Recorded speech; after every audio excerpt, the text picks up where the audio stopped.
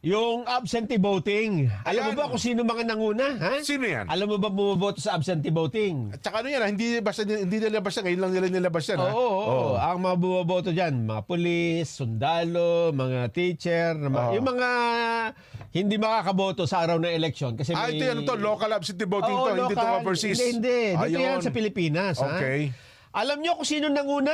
Sino? Ay, yung top 3, yung tatlong, yung tatlo. Oo nga, no. Sina Senador Bongo, Ronald De La Rosa, at Congressman Rodante Marcoleta. Nako. Surprising yan, ha? At karamihan, nabi ang punto natin, ha? Ang absentee voting, karamihan, opisyal ng gobyerno yan, Yun nga, ha? ito nga, Tauhan oh. ng gobyerno. Media at Yan. uniform personnel. Uniform dyan. Nako po. Sundalo, police, di ba? May mensahe yan, Nelson, ha? Hindi lang ito kasi pag yan lang yung top 3. Oo. Pero pag tiningnan mo yung nandun sa number 4, number 5, Oo. puro puro kandidato ni dating Pangulong Duterte. May mensahe yan. Oo. Basahin niyo po Nako. mabuti yan. Mga uniform, mga yan. Police, sundalo, Oo, teacher. Yes. Oo. Naka-uniforme yan.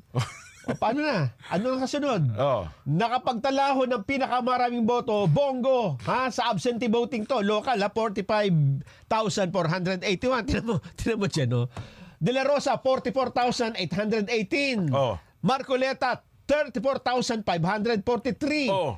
Pang-apat, Jimmy Bondo, Oo nga, no. 32,784.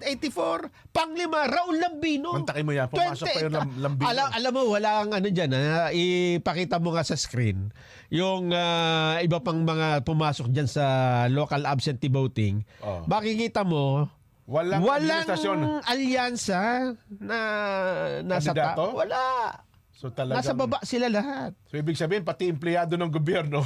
Mukhang ang kanilang sentimiento, ang kanilang boto ay nandun sa Duterte. Nako po. Duterte. Pag-aralan niyo po mabuti yan. May mensahe yan, no? Basahin niyo po yan. Nako.